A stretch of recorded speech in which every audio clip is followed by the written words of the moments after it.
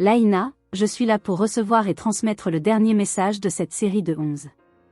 Et je sais que c'est toi qui clôture. Oui, c'est moi qui ai cet honneur, c'est vrai. Aujourd'hui, jour du rassemblement et de la distribution des énergies christiques, au sens solaire du terme et non au sens religieux, vous êtes là. Et nous sommes là. C'est cette union que nous célébrons, cette union fraternelle pacifiante, tendre et amoureuse, entre tous les êtres de l'univers, mais aussi entre toutes les parties qui nous constituent individuellement, car nous sommes, chacun, la source de toute vie.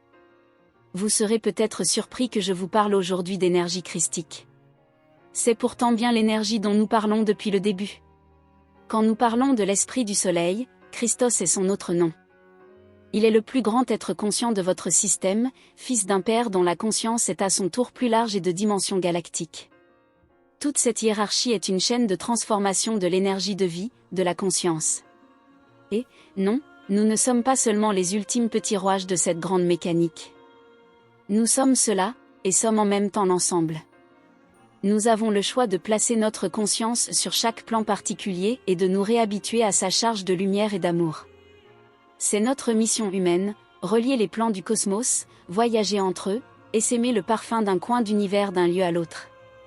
Nous sommes tous pèlerins du cosmos. C'est beau, non? Cela ne fait-il pas du bien de se le rappeler? Si Laïna. Merci. On oublie souvent qu'on porte tout ça, et il est essentiel qu'on puisse l'entendre et le réentendre. Oui, Foelia, mais pas pour attendre. Que veux-tu dire? C'est l'essentiel du message que j'ai à vous transmettre aujourd'hui. L'invitation ultime, au-delà de la prise de conscience et des propositions que tu as déjà pu transmettre et qui trouveront leur utilité forte aujourd'hui même, c'est de lâcher toutes vos attentes. Pour jouer pleinement notre rôle de canaux de la paix, de la liberté, de la tendresse, de la joie, nous n'avons pas à attendre que ces qualités tombent du ciel et s'incarnent toutes seules. Elles tombent du ciel, c'est vrai, mais comment vont-elles s'incarner? Par chacun de nos actes bien matériels, bien physiques. Et pour cela, aucune attente ne peut subsister en nous. Sentez-vous comment l'attente est une déresponsabilisation? J'ai à vous montrer ce mécanisme qui vous sépare encore souvent de votre propre volonté. Et je devrais dire nous, puisque moi aussi je suis du genre à attendre que de belles choses m'arrivent. C'est une illusion dont nous pouvons nous réveiller maintenant puissamment. Nous créons tout, par nos choix, par notre intention qui s'incarne d'abord dans les pensées que nous choisissons et qui se traduisent en paroles et en actes, le tout dans une cohérence volontaire. Voici donc l'ultime invitation que je suis chargée aujourd'hui de faire descendre jusqu'à vous, lâchez toutes vos attentes. Nous ne sommes pas toujours conscients de fonctionner avec des attentes. Oui, Foelia.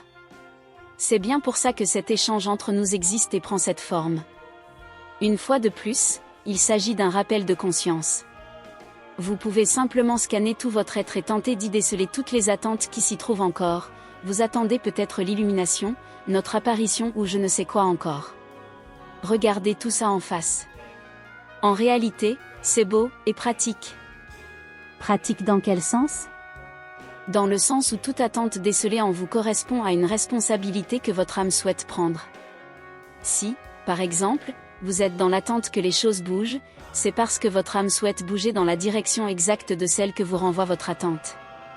Pour recevoir et transmettre, il faut être libre de toute attente. Mais on attend, la paix ou l'amour par exemple. Eh bien n'attendez plus. Créez-les dans chaque parcelle de présent qui se présente à vous et dont vous pouvez prendre la responsabilité. Lorsque nous émettrons ce son et que nous le chargerons de nos intentions, faisons en sorte que ces intentions ne soient pas des attentes, mais un acte de création, de matérialisation. C'est un acte magique en réalité. Depuis la source de toute vie, cette conscience parcourt toute la galaxie jusqu'à l'esprit de Sol. Il nous la transmet et chacun de nous peut s'y ouvrir et la transmettre à son tour. Sans plus attendre quoi que ce soit, nous pouvons recevoir consciemment et retransmettre consciemment, rayonner, par chacune de nos cellules. Et ceci est alors un acte concret qui fait vibrer ce monde et tous ses habitants un cran plus fort.